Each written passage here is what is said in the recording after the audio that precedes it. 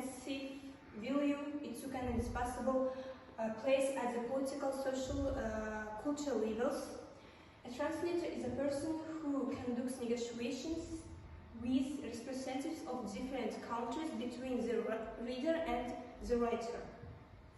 And changing the political and economic situation in the country, the revival of international communication, the emergence of foreign companies in our country, Kazakhstan's entry into world orbit, the professional translator is a demand.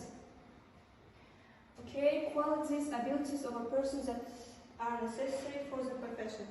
Knowledge of English at a high level, be literate in grammar, spelling, punctuation, clear diction, be able to behave freely at business meetings, ability to communicate freely, politeness, tact, patience.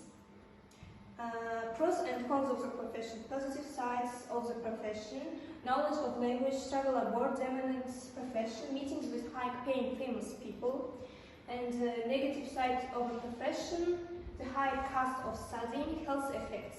From where in this profession, how to get an education.